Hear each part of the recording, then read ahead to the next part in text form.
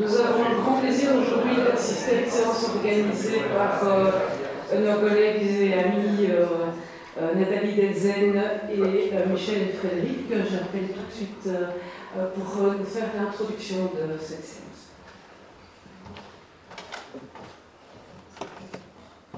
Madame la Présidente, Monsieur le Secrétaire perpétuel, Messieurs les vice-présidents, chers et chers collègues.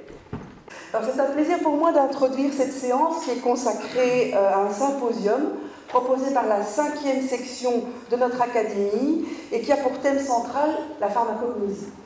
Alors, je tiens à souligner le rôle initiateur joué par le professeur Luc Angenot, membre de notre compagnie, qui hélas ne peut se joindre à nous ce jour dans la mise en place de ce symposium.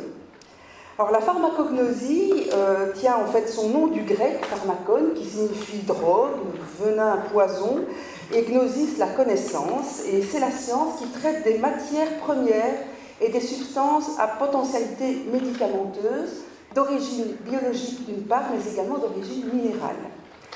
Alors, sans remonter trop loin et sans faire trop d'histoire, le traité de matières médicales du grec Dioscoride du 1er siècle décrit l'utilisation médicale de plus de 800 substances, la majorité étant issue du monde végétal.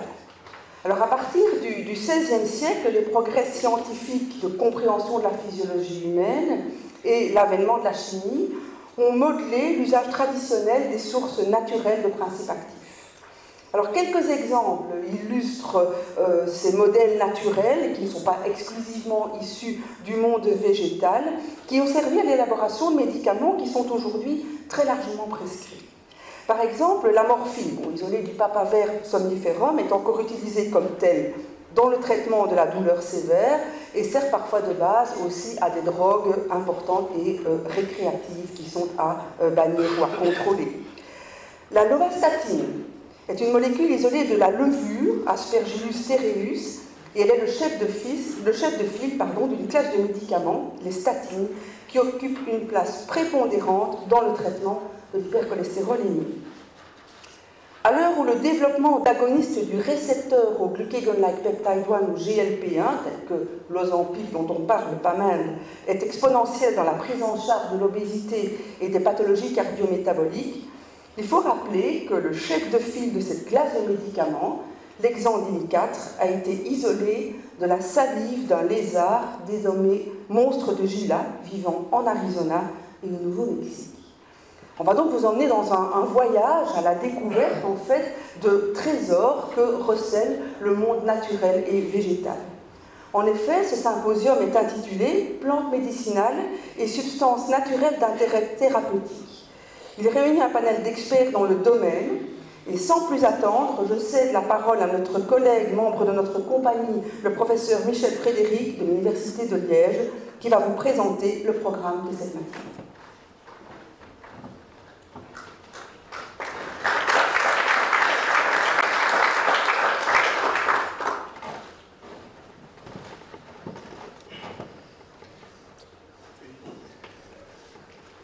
Madame la Présidente, Monsieur le Secrétaire perpétuel, chers collègues, bienvenue donc à ce symposium de pharmacognosie. Donc, comme ma collègue Nathalie Delzen vous l'a expliqué, la pharmacognosie est la science qui étudie donc les substances d'origine naturelle, principalement issues de plantes, mais pas uniquement, aussi de micro-organismes et aussi donc de certains animaux, comme ça a été expliqué, pour en comprendre les propriétés bioactives, les isoler, les exploiter en vue de développer des médicaments.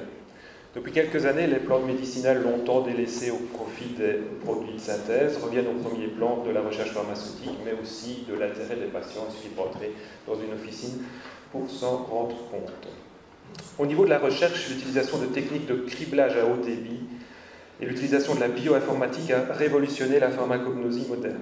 Ces techniques, associées à des bases de données de métabolites, permettent d'analyser rapidement un grand nombre de substances naturelles pour identifier celles qui sont originelles et qui présentent un intérêt pharmacologique.